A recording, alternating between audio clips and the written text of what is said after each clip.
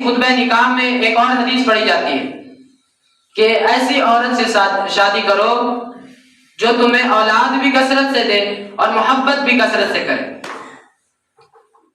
یہ بڑی اہمیت والی بات کہ میرے آقا نے یہ فرما دیا کہ ایسی عورت کا انتخاب کرو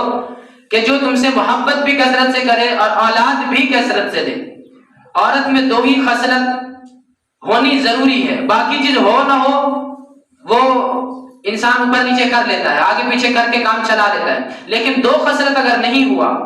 تو پھر زندگی سکون کے بجائے عذاب میں آ جاتی ہے۔ پھر شادی کرنے کے بعد انسان سکون نہیں بلکہ اور غمگین ہو جاتا ہے اور ڈپریشن کا مریض ہو جاتا ہے۔ اگر یہ دو خصلتیں نہ ہو، ایک تو محبت کرنے والی، محبت کرنے سے مراد یہ کہ جب آپ گھر میں آئیں تو آپ سے خوش باشی کے ساتھ ملے،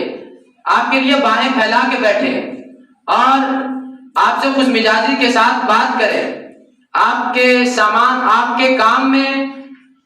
آپ کے بات چیت میں، آپ کا جو مزاج ہے اس مزاج میں وہ خوشی کا اظہار کرے، آپ کے ساتھ بات کرتے ہوئے اخلاق کا اعلیٰ معیار پیش کرے۔ اور دوسری بات کہ اولاد کثرت سے دے، یعنی اولاد کا ہونا یہ بھی ضروری ہے، ورنہ انسان اولاد کے بغیر ایک اولاد تو ایسے بھی ناکارہ نکل جاتا ہے۔ اکثر یہ آزمائی ہوئی بات ہے، جس کی بھی ایک اولاد ہے یہ معیار ہے۔ آپ دیکھ لیں، انسان کوشش تو کر سکتا ہے لیکن ہو نہیں پاتا ہے، کیونکہ جو بال بچے جو پلتے ہیں اور جو تربیت ہوتی ہے وہ خاندان کے بیچ میں ہوتی ہے۔ ایک بچہ کا صرف باپ ہی اس پہ نگاہ نہیں رکھتا، اس سے جو بڑا بھائی ہے وہ اس سے زیادہ نگاہ رکھتا ہے، بھلے اپنے کچھ بھی کرتا ہو،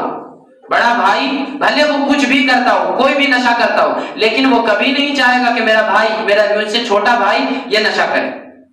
یہ کیوں؟ یہ اللہ نے ایک نظام بنایا ہے کہ چھوٹے بھائی کی تربیت بڑے بھائی کے زیر سایہ ہو، یہ نظام ہے رب کا۔